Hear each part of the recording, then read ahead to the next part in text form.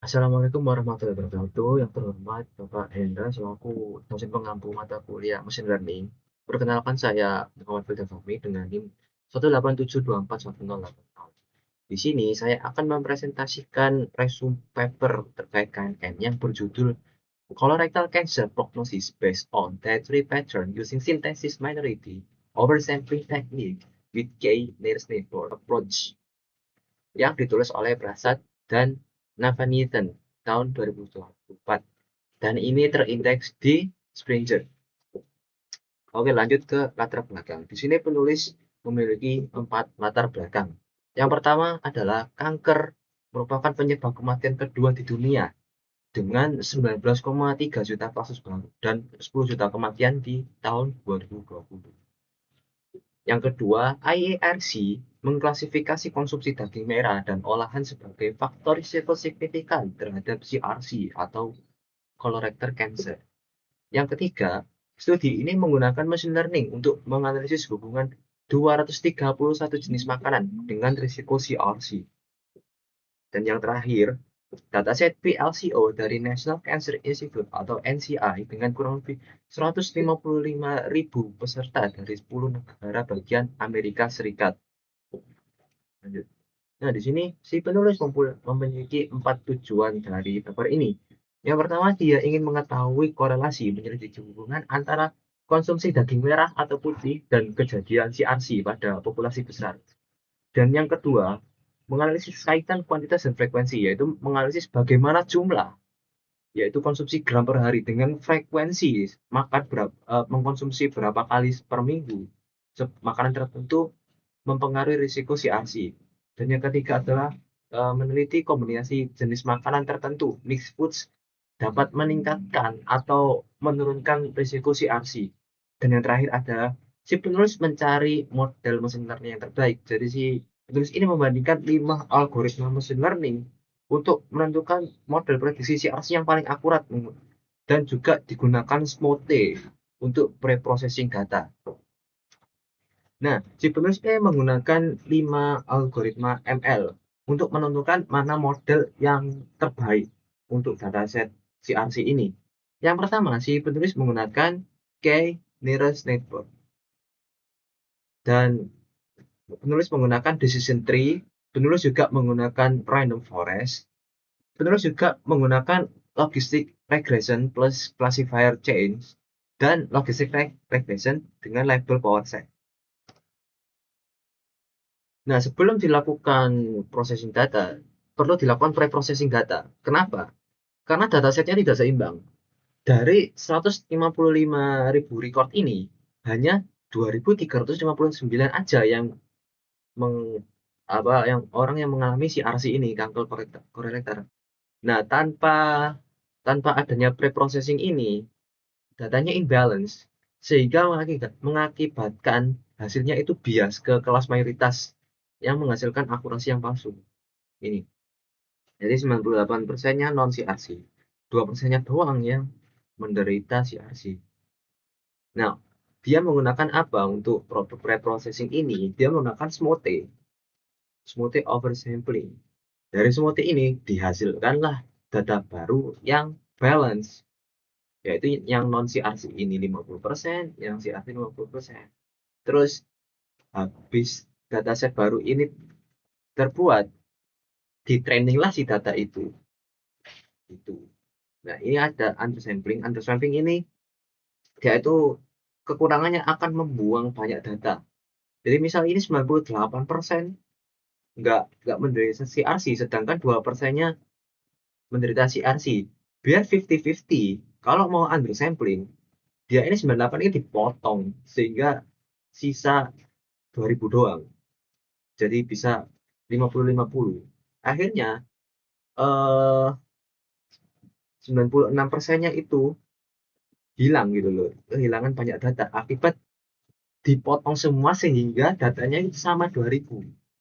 Nah, terus si peneliti memutuskan untuk menggunakan SMOTE oversampling agar datasetnya seimbang dan tidak menghilangkan informasi-informasi yang ada. Caranya SMOTE oversampling ini membuat data sintesis CRC baru menggunakan metode KNN. Jadi datasetnya menjadi seimbang. Nah, setelah dismote, ini peneliti mengkomparasikan seberapa persen sih akuratnya. Jadi dari KNN eh, akurasinya 85%, dosis DT akurasinya 84, Random Forest 90, LR 59, LR 61. Nah ini kalau dites pakai akurasi ini doang, ini enggak apa ya, angka-angka ini itu bisa bisa saja salah. Ada metode lagi untuk mengecek apakah ini tuh benar-benar akurat atau enggak gitu loh. Nah, setelah peneliti menggunakan precision yang tadi persen-persenan dan kalau ngetes cuma itu doang itu kurang akurat, sebenarnya juga mengetes pakai recall, specificity, dan F1 score. Nah, recall ini apa? Recall ini untuk menghindari false negatif. Dan terus specificity ini kebalikannya, menghindari false positif, dan F1 score ini kayak keseluruhan lah perbandingan antara recall dan specificity. Nah, setelah si peneliti ini melihat akurasi modelnya dari berbagai metode, yaitu metode kelima ini, KNN, DT, RF, dan LR. Nah, kalau lihat di sini doang, yang paling besar kan Random Forest. Tapi si peneliti menemukan bahwa setelah dicek F1 score-nya, ternyata yang paling besar adalah yang KNN. Akhirnya dipakailah model KNN ini karena F1 score-nya terbaik. Itu, recall dan spesifiknya paling baik daripada keempat data ini. Gitu. Jadi kalau melihat dari komparasi gini doang itu nggak cukup. Kita harus mengecek F1 score, recall, specificity. Nah ini yang kita bahas tadi akurasi modelnya. Model terbaik adalah KNN dengan SMOTE. Perlu SMOTE karena tadi datanya imbalance. Oke, nah ini hasil dari KNN-nya. Apa makanan yang positif relate terhadap CRC? Nah, positif relate itu bagaimana? Positif relate jika kedua ini, PR yang A ini, daily consumption dan weekly consumption ini, menunjukkan risk ratio atau RR lebih dari 1. Kalau risk ratio-nya lebih dari 1, artinya makanan ini terbukti secara konsisten meningkatkan risiko CRC. Baik dilihat dari jumlah hariannya maupun frekuensi mingguan. Nah, kita lihat aja di tabel ini. Ini yang A, ini daily consumption. Kalau yang B ini weekly consumption. Yang pertama ini adalah alkohol. Alkohol ini positif relate kata si peneliti itu. Kita lihat terkait liquor dan bir. Kalau konsumsi hariannya 0 sampai 100 gram per day, ini 0,73 untuk liquor dan birnya 0,91 hampir 1. Tapi kalau kita naikkan dosisnya 101 sampai 200 gram per day, nah liquor ini positif menunjukkan risiko terhadap CRC. Dia menunjukkan angka 1,17. Nah, kalau dosisnya dibesarkan lagi sampai 201 sampai 300 gram per hari, itu sama-sama berbahaya, bir dan likernya. Sama-sama menunjukkan lebih dari 1. Untuk bir 1,18 dan liker 1,61. Nah, bagaimana dengan weekly consumption-nya? Misal, 1 kali per hari, dia menunjukkan yang liker ini lebih dari 1, 1,02. Terus kalau dinaikkan lagi, maka dia juga berbahaya 1,04. Untuk yang 4 times ini 1,13. Intinya banyak yang lebih dari 1. Akhirnya si alkohol ini dianggap positif relate terhadap si RC. Nah, selanjutnya dari stasiun dari beef. Beef ini ada 3, roast beef, beef with sandwich, roast beef, dan stew. Kalau dosisnya 0 sampai 74 gram per hari, ini masih di bawah 1. Tapi kalau kita naikkan dosisnya menjadi 75 sampai 148 gram per hari, dia itu naik menjadi risk ratio-nya itu 1. Artinya dia itu positif relate terhadap CRC. Nah, untuk yang weekly consumption, kita lihat kalau kita naikkan dosisnya menjadi 2 kali per hari, per minggu maksudnya, 2 times, dia menunjukkan angka risk ratio lebih dari 1 juga. Artinya beef ini juga positif relate. Oke, selanjutnya ada butter and cheese. Ini juga sama. Kalau kita naikkan dosisnya di menunjukkan risk rasionya lebih dari satu ini. Satu. Bahkan yang reduce fat butter with potato itu 2,6, artinya riskan sekali ya. Terus untuk konsumsi mingguan kalau 2 times ya ini besar ini lebih dari satu. Susu juga positive relate. Dia menunjukkan risk rasionya lebih dari satu. Nah sekarang yang negative relate. Apa itu negative relate? Negative relate yaitu kebalikannya si positive relate tadi. Yaitu kedua sudut harian dan mingguan sama-sama menunjukkan risk ratio kurang dari satu. Artinya makanan ini yang masuk ke kategori negative relate itu konsisten menunjukkan resiko CRC dari kedua sisi pengukuran.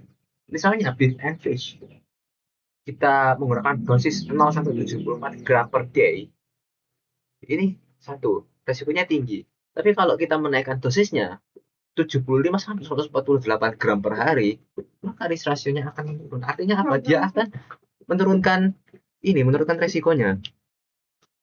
Gitu. Nah, sama untuk yang weekly juga dari satu dia menurun kalau kita besarkan dosisnya.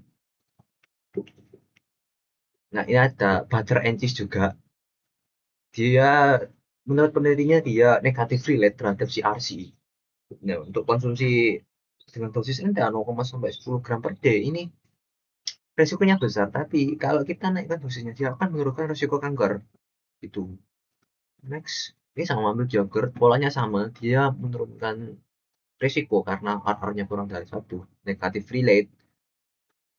Nah, sekarang adalah NPR, not positive relate to colorectal cancer. Apa sih NPR ini? NPR adalah ketika kedua sudutnya tidak konsisten. Jadi salah satunya RR-nya tinggi, yang satunya RR-nya rendah. Nah, makanan yang masuk NPR ini tidak terbukti secara konsisten meningkatkan risiko CRC karena berlawanan antara kuantitas dan frekuensinya. Gitu.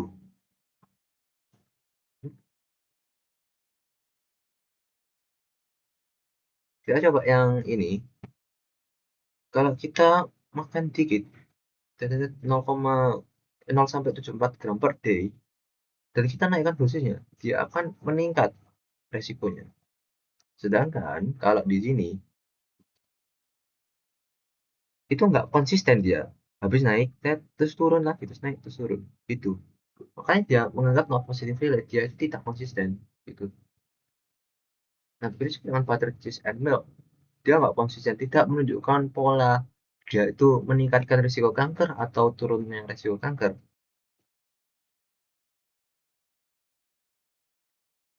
Nah, selanjutnya ada non negative relate, NNR, dan moderate relate. Nah, NNR ini, jika data frekuensi mingguan tidak cukup untuk dikomunikasikan dengan data harian yang menunjukkan RR kurang dari 1. Dan makanan ini tampak menurunkan risiko dari sisi harian, tapi data mingguannya tidak lengkap atau tidak memadai untuk memastikan. Sedangkan MR, nilai RR-nya tidak signifikan ke arah manapun. Nilai naik turun tidak konsisten di berbagai takaran. Makanan ini tidak terbukti berbahaya maupun melindungi. Jadi pengaruhnya itu dianggap netral. Jadi berdasarkan model tadi, butter and cheese ini dia nggak jelas itu mau arahnya ke mana. Begitu juga dengan ice cream. Ice cream juga netral sih, ini flat, dan nggak jelas juga. Nah, sampailah kita pada kesimpulan makanan yang meningkatkan risiko CRC. Dan yang pertama itu alkohol. Bir lebih dari 300 gram per hari memiliki risk ratio 1,18 atau lebih dari 4 kali per minggu. Risk ratio 1,13. Liquor, jika konsumsinya lebih dari 200 gram per hari, risk rasionya 1,17 atau lebih dari 4 kali per minggu, risk rasionya menjadikan 1,45. Artinya dia riskan sekali terhadap CRC. Nah, daging sapi, beef stew, konsumsinya 74 gram per hari, risk rasionya 1,02. Dan untuk konsumsi mingguannya, jika dikonsumsi lebih dari 2 kali per minggu, risk rasionya 1,31. Terus ada roast beef, jika lebih dari 74 gram per hari, risk rasionya lebih dari 1, dan konsumsi bagiannya lebih dari 1 kali per minggu, risk rasionya lebih dari 1. Pokoknya ini uh, uh, semua data yang memiliki risk rasionya lebih dari 1, dia dianggap meningkatkan risiko terhadap CRC. gitu. Nah, ini makanan yang meningkatkan risiko CRC. Dia aja yang risk rasionya adalah di bawah lebih dari kurang dari 1. Contoh, beef steak. Beef steak kalau dimakan lebih dari 74 gram per hari, maka risk rasionya 0,08. Beef steak lebih dari per minggunya lebih dari 1 kali per minggu, maka risk rasionya 0,88. Begitu juga roast beef dan non sandwich. Dia kalau dosis makannya lebih dari 74 gram per hari, risk rasionya 0,99. Dia akhirnya dia menurunkan risiko CRC. Begitu juga dengan ayam, dark chicken, white chocolate, dia risk rasionya 0,24 sampai 0,66. Chicken knock mixture, dia risk rasionya 0,2. Terus ayam Turki, risk rasionya 0,43. Terus ikan non goreng, risk rasio 0,82. Terus can tuna 0,68 dan tuna 0,73. Butter, butter yang bebas bahan kimia dengan roti, risk rasionya 0,86 di bawah dari 1. Regular butter dengan sayuran, risk rasionya 0,53 gitu. Dan susu yogurt ini juga sama, risikonya di bawah dari 1. Dan daging lain ini juga risikonya di bawah dari 1 risk rasionya. Kesimpulannya apa?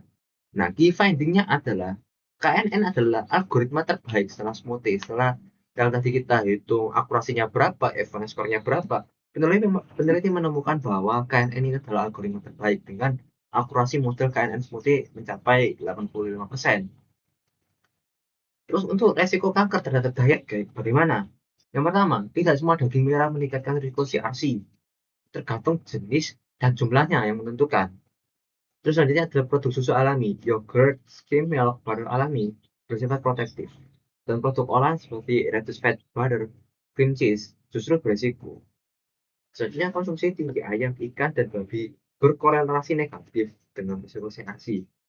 Dan KNN Smoothie adalah model terbaik, mampu mengidentifikasi pasien CRC dan non-CRC secara akurat. Dan untuk makanan, moderasi adalah kunci. Konsumsi daging sapi dan produk susu secara teratur dengan jumlah tepat dapat melindungi dari risiko CRC. Nah, ini terakhir adalah sumber pustaka yang kami dapatkan, yaitu papernya lagi, tulisan Prasad dan Nathan tahun 2024 yang berjudul Colorectal Cancer Prognosis Based on Dietary Pattern Using Synthetic Minority Oversampling Technique with K-nearest neighbor Approach. Oke, sekian dari saya. Kurang lebihnya mohon maaf bila ada salah kata. Terima kasih. Wassalamualaikum warahmatullahi wabarakatuh.